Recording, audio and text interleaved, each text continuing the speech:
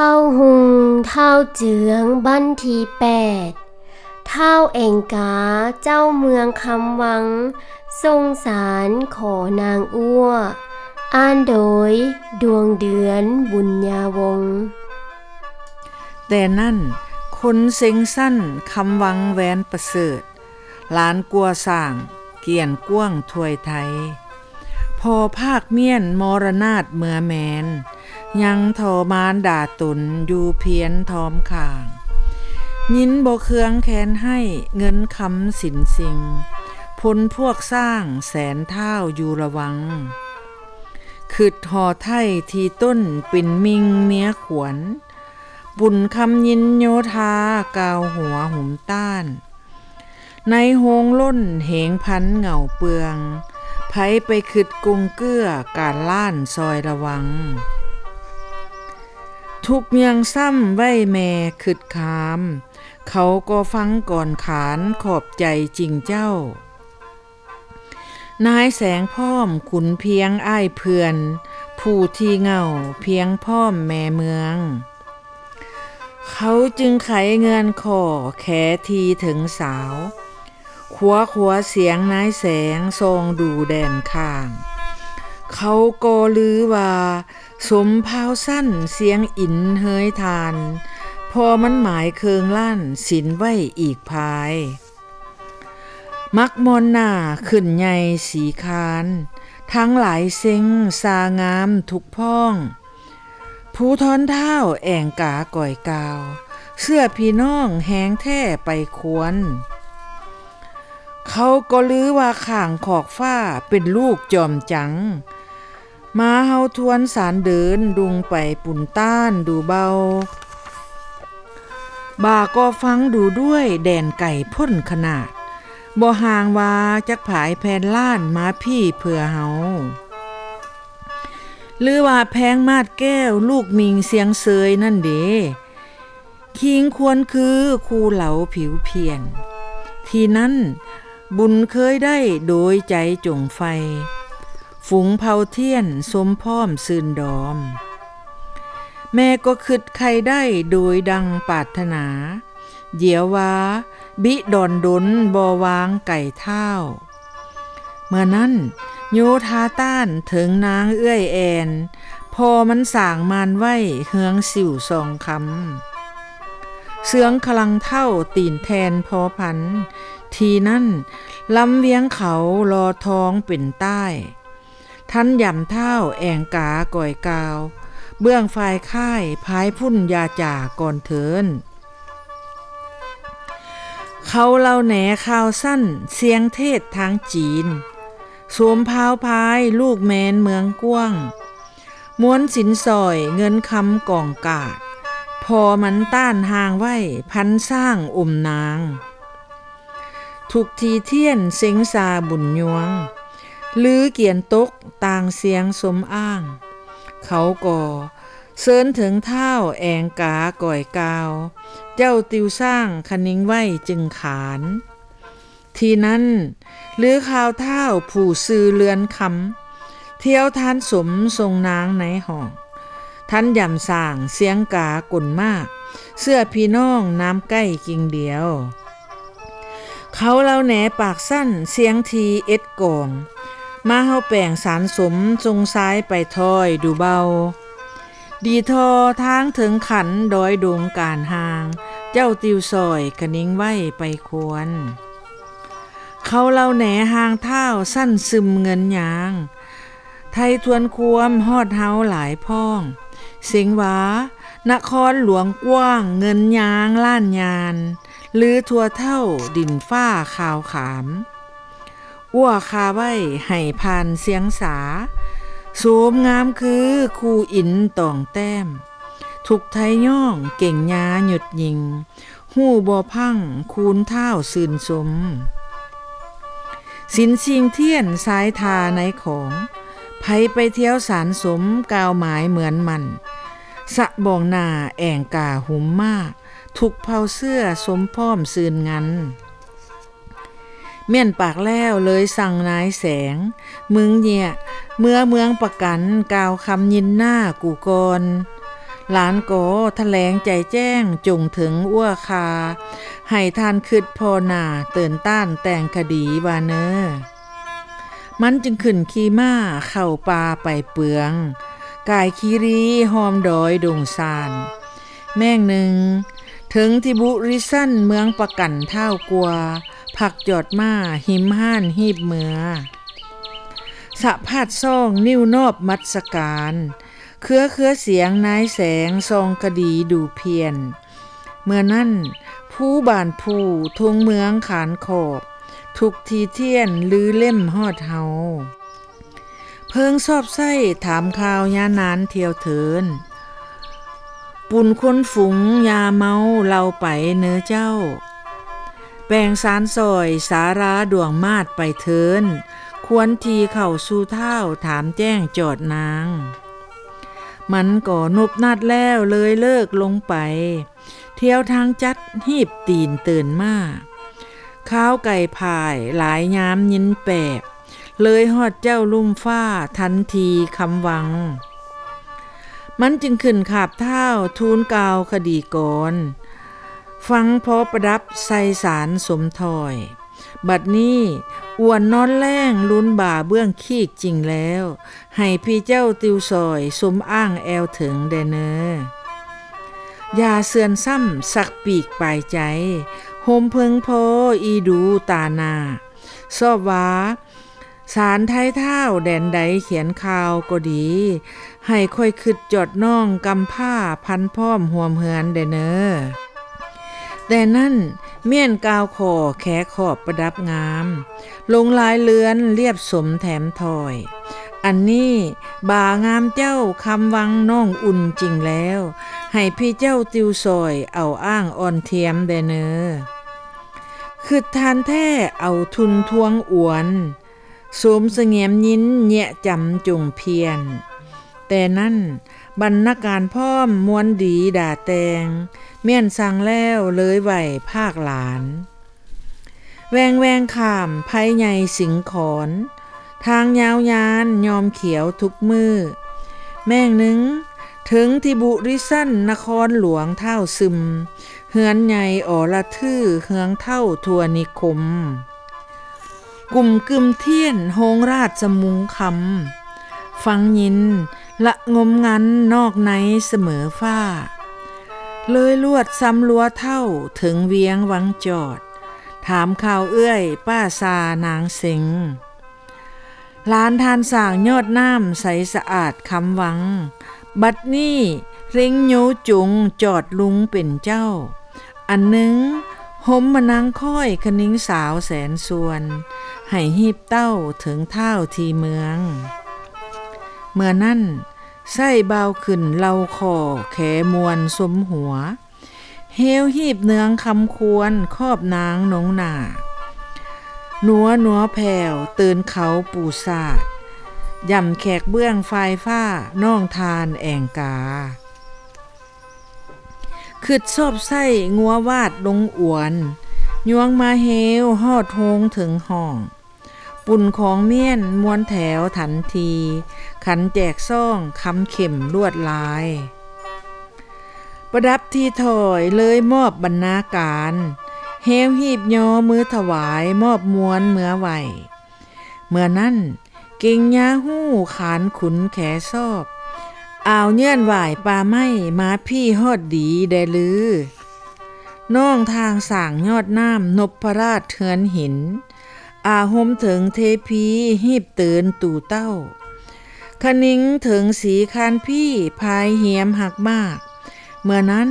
ผู้ที่เหงาอ้วคาหลักหัวเมี่ยนปากแล้วเลยอ่านสารสีนางโกยินมัวหลักลันใจจุงน้องนายเราพาที่ถอยแถมวอนแวนมากพอทานพ่นแหงห่องเมื่อฟ้าสู่สวรรค์ละอ่อนเท่าไว้ยากยังพลอยเฮือนหลวงไผไปปุ่นเป็นเจ้าทว่ากงมโนน้องก่อยใจจุ่งขมอมพี่ดายผู้ที่เงาอ้วคาหลักกระสันขึ้นทุงเจ้ายินครอบกลัวนานเขียวผู้สันลิงหินเหวห่วยทว่า ขอวานให้สีคานหักไข่อ้วนเทิน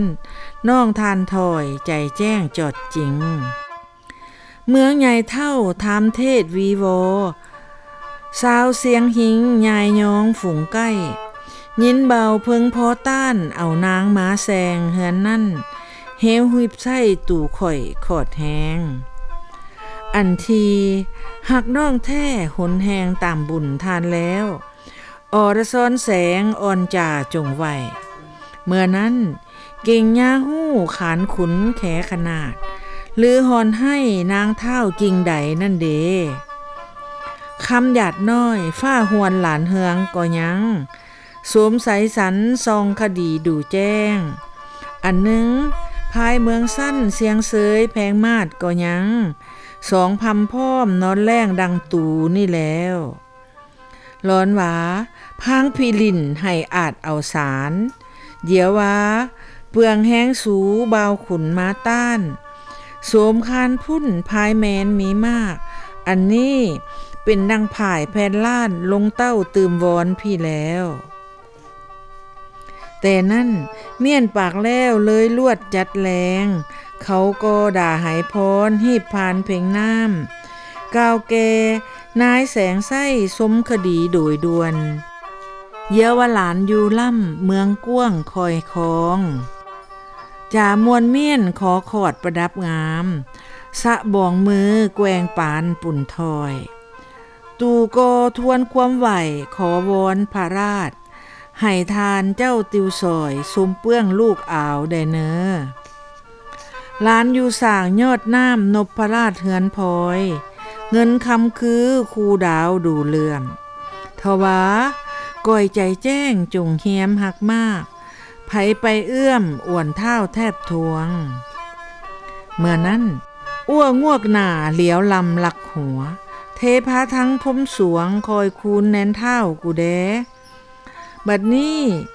กลัวเก่งเบื้องบิดาพระราชเดี๋ยวว่าน้าวกาวขอแข็งไว้บ่วางดังนั้นหักพี่พุ่นขนาดบ่าไซกลัวทอไทยเงินยางตูเป็นบ้าเมื่อนั้นคนนั้นพร้อมในโฮงหัวเฮินฝูงเผาเสื้อป้าซานางเสงเขาก็สมซื่นย่องย่ออ่อนนายแสงแต่นั้นวางปานปุ้นเปลี่ยนแสงกินเหล้ามันก็เซินสีแก้วแพงเมืองมามวนตนทานข่อยเขือเจ้าแหงเดียวเมื่อส่วนน้องเท่าทานยังถามขอว่าเป็นกลมเกี้ยวดังใจจงพร้อมเมื่อนั้นผลควรหู้คึดคามขนิงซอบป้าซาเหนียวคำค้อมคอยถวายเขาก็ประนมนอบนิ้วนบนอบเทพีเซินนายหักเฮงเอาตูงต้นมันก็ยำสีแก้วพ้นกองกินกรวางเล็งล้นอันน้อยหนึ่งแถมมักมอนหน้าอ้วคาเตือนนายเจียมแต่ม้าแหมเฮือนภาคแพงหามเน่าเต็มจักก่อยใจซ้ำหมายเดียวดูยากข่อยเหนียวเจ้าท้องล้านคอยเอาก่อนเทินเมื่อนั้นเมียนยาเหล่าคอยจากเลยแหลงกลัวเมาเมื่อสู่พญาทันต้นพอดีแล้วนายแสงประดับสั่งลงพุ่มพุ่นควงคุ้มคอยลาพอดูย่างเหลื่อมแสงซองอุทัยพุ่นเยอซ้ำลัวเหวฮอดเวียงหวังกว้างปุนไปให้หานายงัววาดจักไข่ไหวท่านเจ้าติวสร้างถวายข้อข่าวหลานมันจึงขึ้นสู่เท้าทูลบาทบังคมยานั้นจัดหีบเมื่อแหวนเศร้าหมแส่ยายหยังของฝากถึงท่านเจ้าลุมฟ้าประดับหีบเฮียงแถวนบนัดแล้วเลยมอบเพลงยาแก้วเสียงนายแสงซองคดีเดิมแจ้งวันมาเท่าคำหวังถามข่าวหลานกำผ้าเนาแรงพอตายนงเท้าให้คองโลกกดีทำ ไผไปมีปิปายแซงสอนเฮือนยาวท้าสาพร้อมเงินคำเบื้องส่วนหยังแล้วทว่าให้แกนเสื้อนางเท้าแต่งตื่นเฮวหีบไส้ข่อยดวนโดยถึงเที่ยวทางเดินดุงแหงหันมาแหนเกผู้ทนไทยหมเพิงหลานลาดเจ้าบ่คิดกำผ้าหอยหู้หูบแขนแม่ก็เยื่อนยากเลี้ยงข้ามหาดหญิงสายโยธาทั้งพวกแผนผลพร้อมฝูงนั้นม้วนถวายให้ลุงปุ้นเป็นสร้างโทจักขออ่อนอ้วคิงค้อมเพื่อนเผาแต่นั้นไม้หน้าเท้าซึมสมหัวเหมือนดังหลานยินเหงาจึงจ่าสารลิ่นสามดายร้อนว้ามัวแคว้นผายดงดอนดั้นฮอดสันนี้ไผฮอนเว้นพุงเสื้อกิ่งน้ำเขาก็หรือว่าเจ้าอูแก้วเยาว่ายอดกะกุ่นตุ่นนั่นเด้เซ็งงามหยุดยิงทางไทยอ้างอันหนึ่งผุนควรสอยสีไว้คำหยาดก็ยังสังบ่หวายเถื่อนกว้างสมไส้สุงคดีล่ำฝ่ายเบื้องแพงมาดเสียงเสยนั่นเด้เขาก็หรือว่าโสมสีเสลียวชอบไว้แหวนแจ้งอันหนึ่งร้อนว้าจำสูผายดุงเตยเต้าข่าวสั้นทีแม่งใจเท่าหากยังซึมกาวแล้วนายหีบหับขานแหนสาวเทงทะลังดินดังดูด่าทวนอันว่าบริพานแท้ไทยเฮานั่นยาจริงเทินทว่าคึดจอดเจ้าองค์อ้วนมอบเมืองพี่ดายความฮอดเท่ากลัวพญาหลวงปองเปลืองคึดอ้าวใจจงพร้อมเลยลวดยวงความเท่าทวนถึงภูวนาถล้านทานผู้คิงค้อมไข่คางเมื่อนั้นพระบาทต้านงัววาดคำยวงเขือหีบเมือเสียงสาสู่นางในห้องเพื่อจะจุงใจเจ้าคำหวังแหวนวามาเถินถามอ่อนให้ตรงต้องจือคดีมันก็ขึ้นกาวแล้วอ้วคาหับขานพาทิทักสั่งถึงทันเงาหรือจักร้อนพานให้อัปปราไสหยุดออกใดนั้นบอกว่าเจ้าใจแจ้งพอคามหันทอนเฮาพำสั่งเครื่องไหว้อ่านหอกแหนตาวคันหวาสมคามเซินซอยกันกวนข่า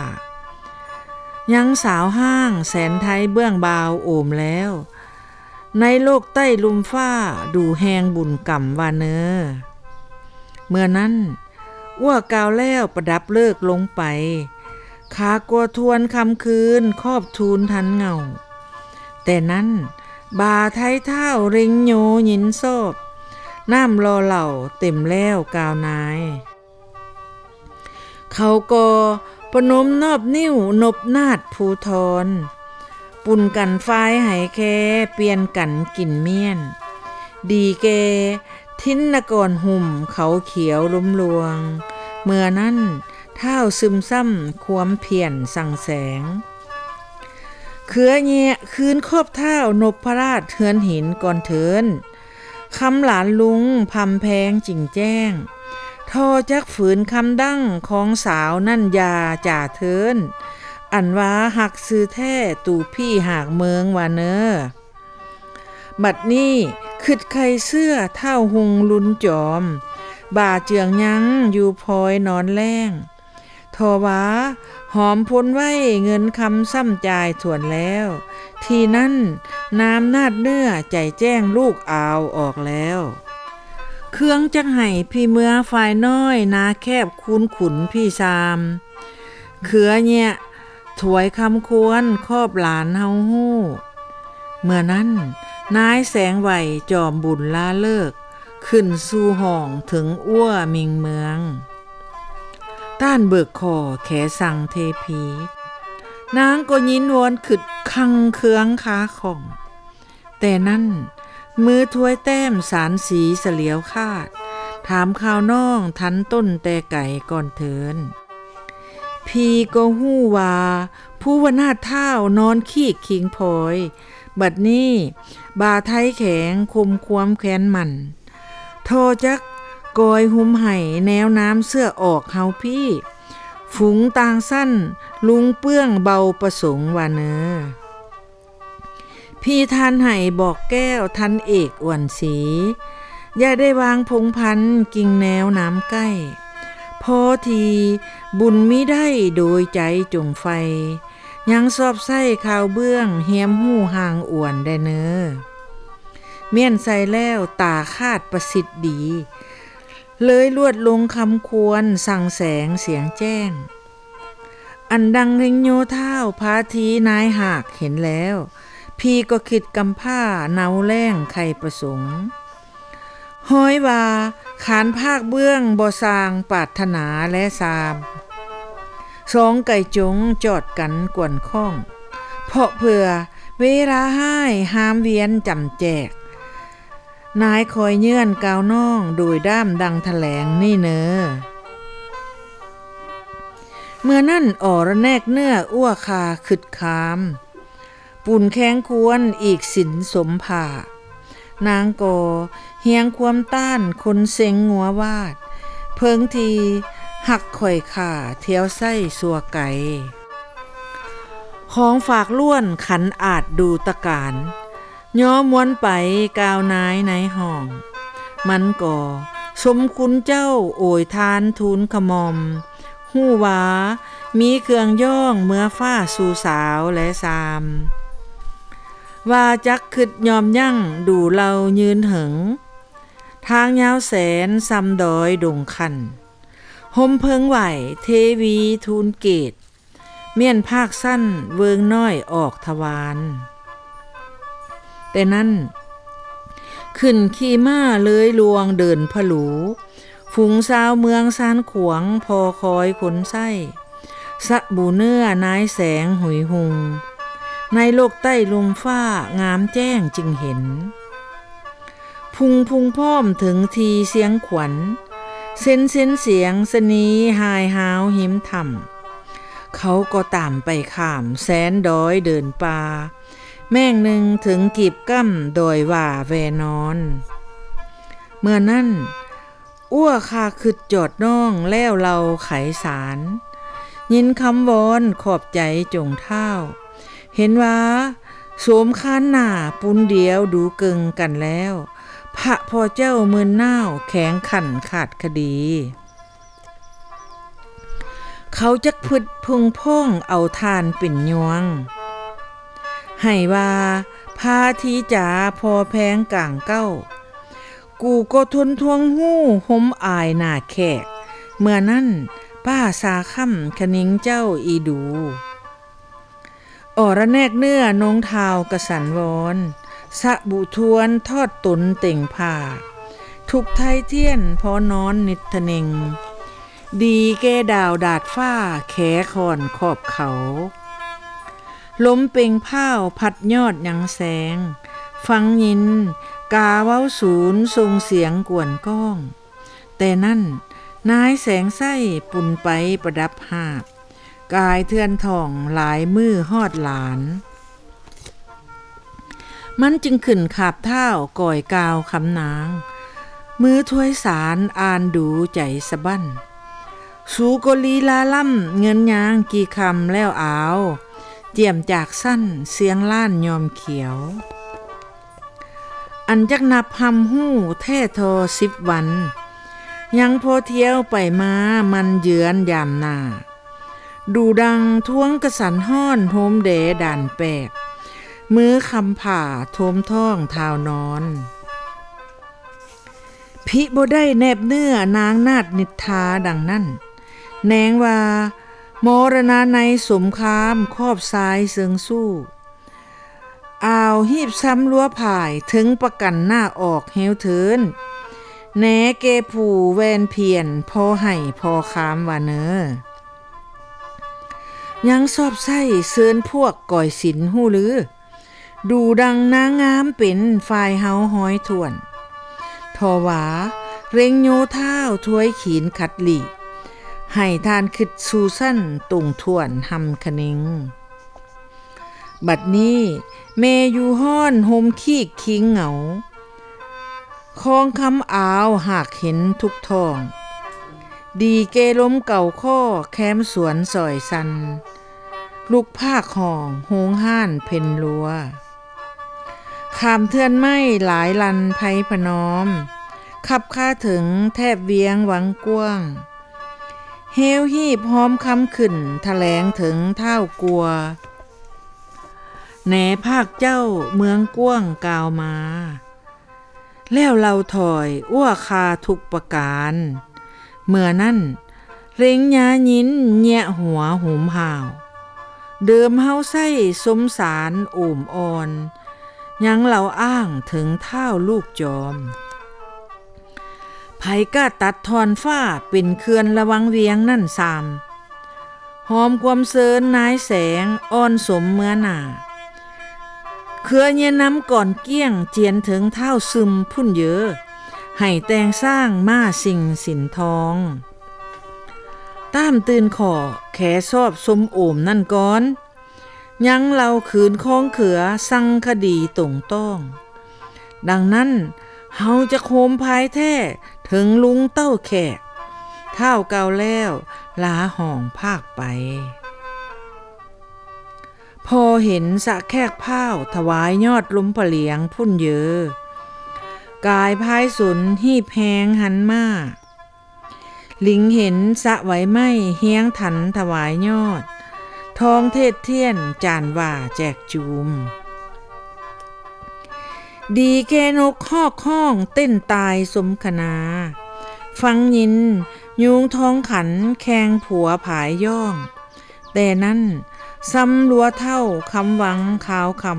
ำขึ้นสู่ห้องประนมนิ้วนอบหลานประดับซ้ำถอยหน้าออกเอาแถลงคูณผู้บานใส่ใจจำเพียรแต่นั้น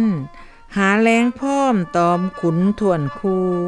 กินพำเมียนมวนแล้วลวดนอนพอเห็นสะภูฟ้าแฝงเมฆบับประตูพุ่นเยอโคนขึ้นหุงนางนอนแรงบัดนี้เอโกสู้สมขวนคือพีตุนแล้วหรือว่าวิบากแข่งขีนให้ห่างกันนี่ได้ฟังยินฟ้าหำห้องเสียงมีเดือนสามทุกไทยสมเฮียกขวนเมื่อห้องดูดังอ้วนห้ามห้อนหัตถยังยินโศกมโนนาดน้องคือบ้าจมจริงอระแนกเนื้อเนาเน่งนิทายังคอยติ่งคำเสน่ห์เหนียวใจจงสู้บาก็ใส่ยาค่อยยามเดียวแล้วตื่นคึดหุงผู่ทันอ้างลูกลุงหืนก้องลมเบิกจ่วงท้องพุ่นเยอวันใสสูงทรงดอยดูเลื่อมฝูงคุณขึ้นโหงท้องเทงศาสตร์เท่านางเท่าหมอนล้วนลวดจาดูดังผู้วนาถเท่าทวนกาวคดีเดิมหันแล้วทว่าเฮาจักแปลงสารตาใส่สมผืนผ้าต่างเติมให้แถมวนขึ้นหุงเฮาเถินคำซึมเล่าจุมฟ้าเหมือนหมั่นหอนไม้เมื่อใดจ่าหอเบื้องเท่าหุงพงษาทานพุ่น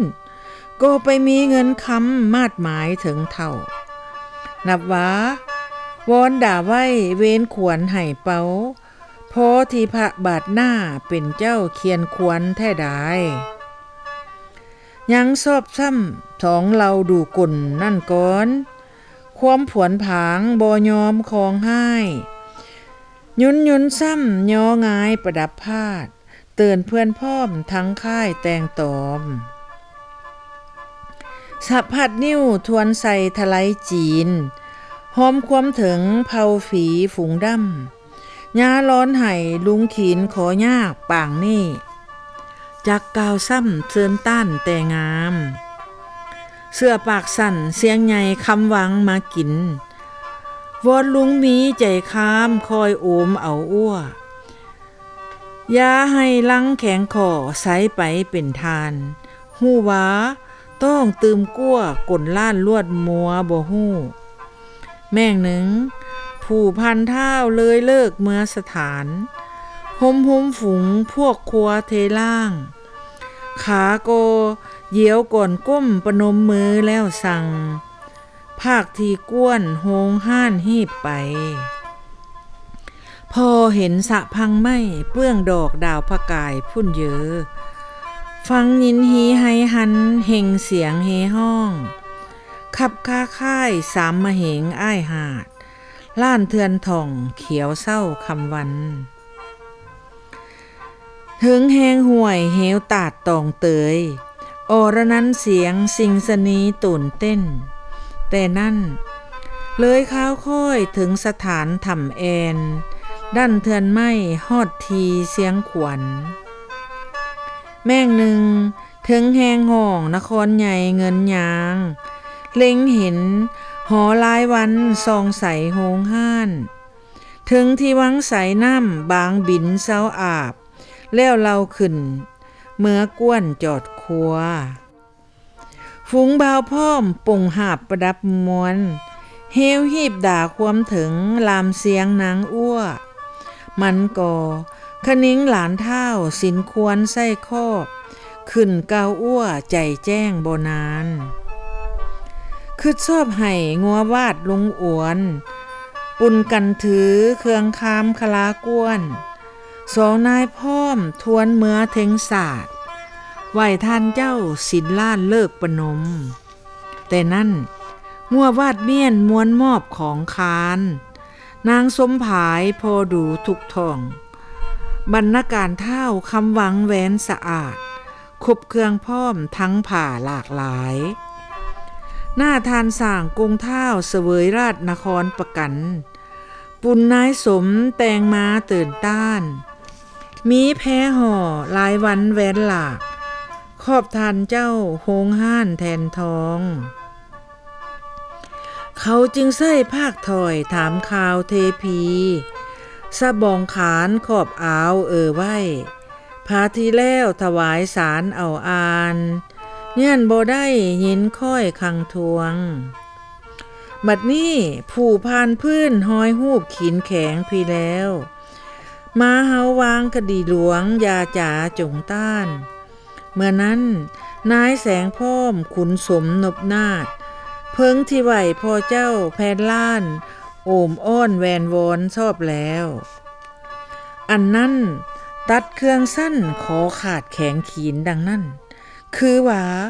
ผู้ทอนสังฝ่ายหลานสองเจ้ามิห่างสินเสียเมียนคำพมัยมวยมอดกิลือเมื่อนั้นอ้วคาไห่แตงพร้อมทั้งเหล่าหีบทอนประดับทอดถอยสอนสั่งลาลงปุ่นคำวอนทีแถมสมเสื้อกินง่ายแล้วเลยแค่คุมบอกหลานก็ยินยังไข่ในเนื้อแต่วานกี่ดายเมื่อสู่เท้าแล้วพอกคืนพลันเที่ยวเถินคล้องใดดูดังในสารซอย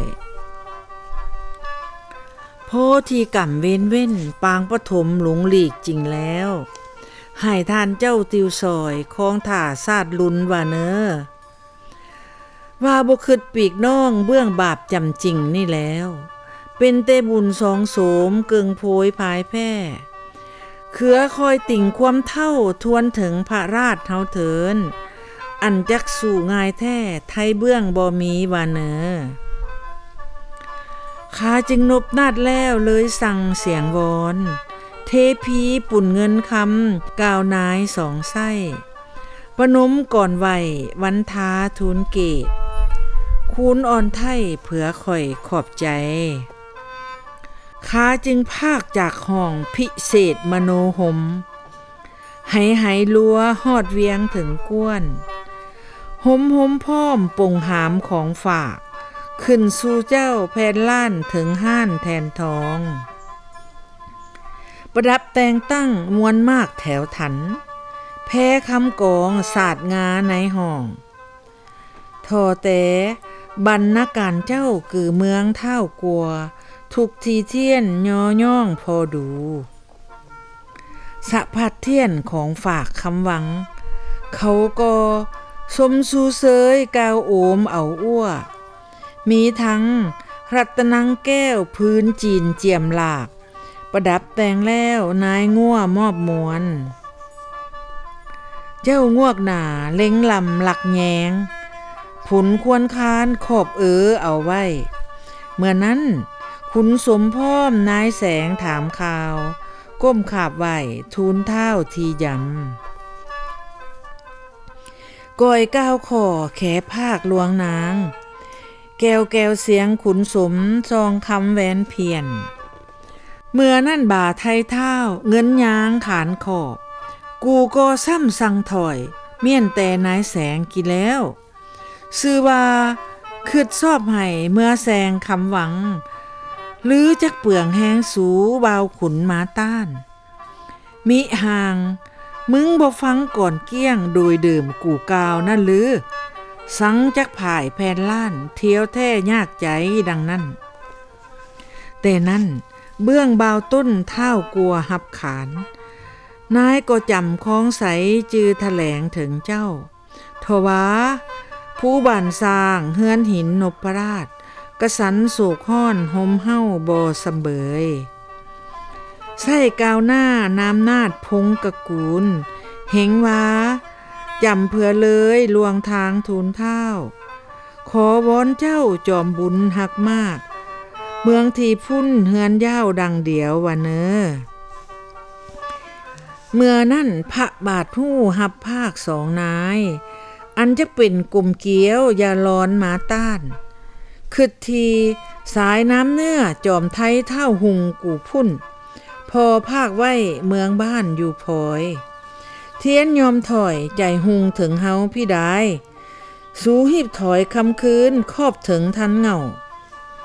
เทพีเพียงแม้นเหลาเหลือราดเฮวพุ่นหรือจักม้าแนวเถ่าสันนี่บ่ควรว่าเนอ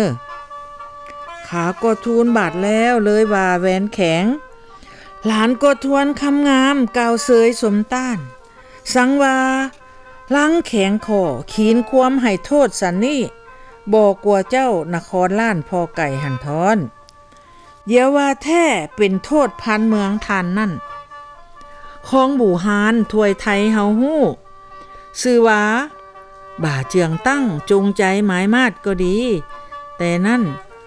ซึมเครียดฟู่กำเท่งฟาดหมอน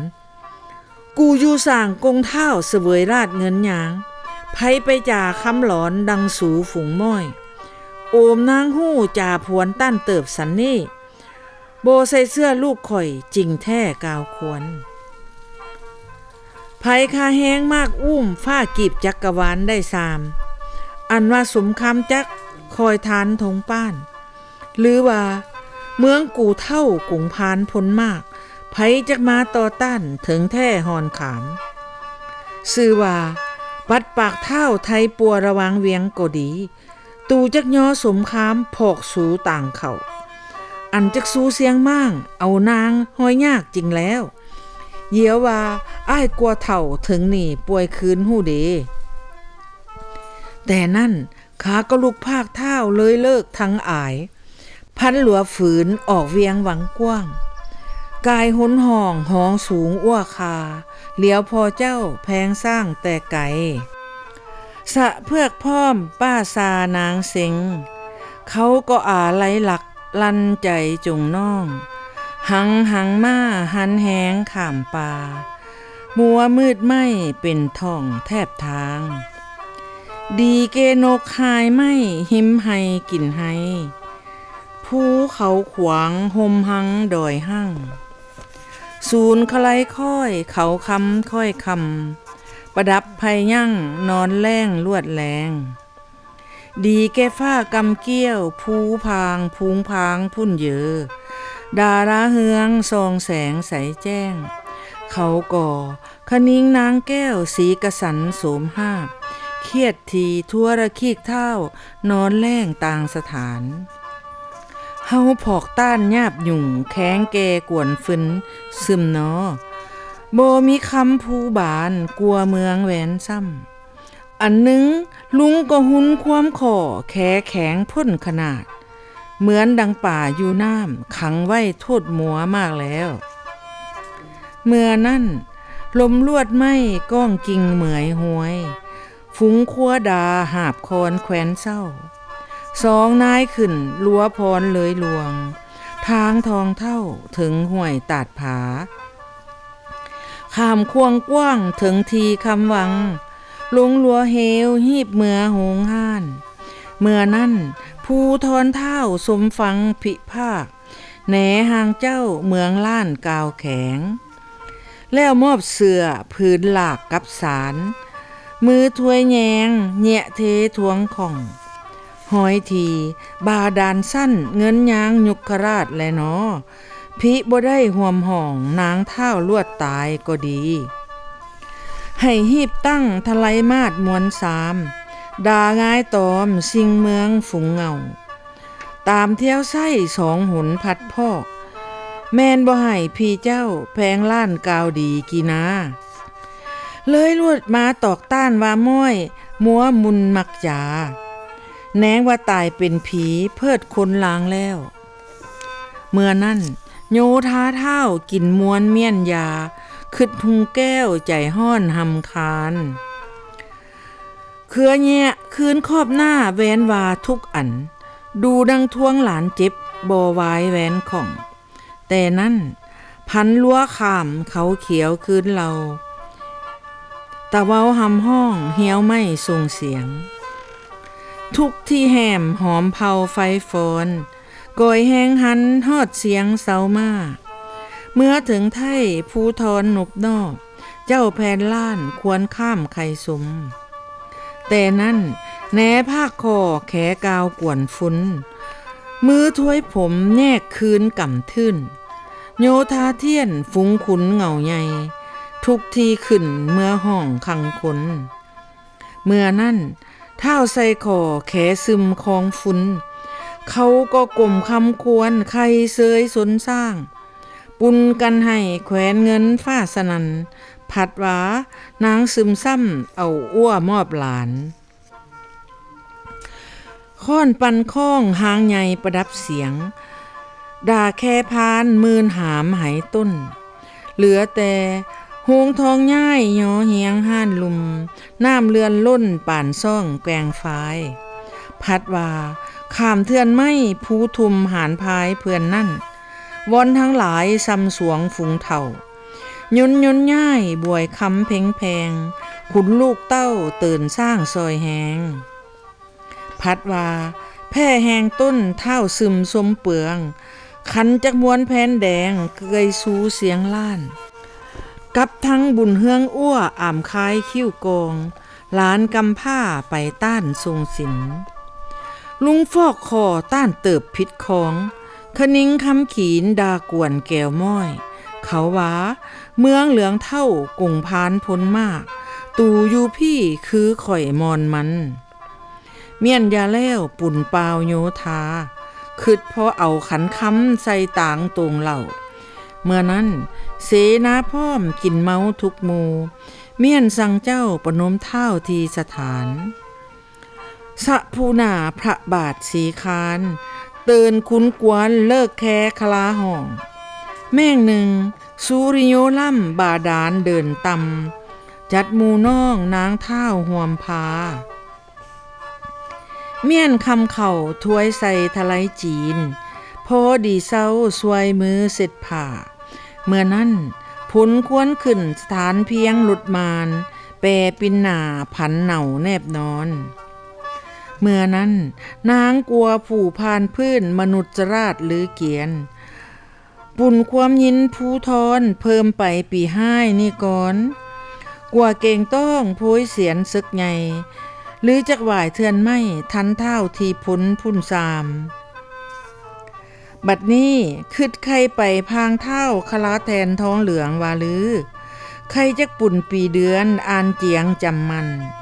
เมื่อนั้นผู้ทอนเท้าทงเมืองขานมวลโพที่อัปประโศกให้เนาห่องหอนคงเมื่อใดแนงจักสู่ส่วนเมียนมรณาถหัวพายเพื่อนพุ่นประสงค์เสียงคับมวลเมืองฟ้าแต่นั้นนางก็ผันผืนแก้วฟุ้มฟายนองเนตรน้ำรูปหน้าเทียมเท้าแนบนอนพอเห็นยังเหลื่อมด่าเรศเฮืองบุญอรซ้อนรับสัวดีเดือนซ้ายนอรินผู้ผุนควรแล้วตื่นพระบาทย่ายมาห่องแทนเพียง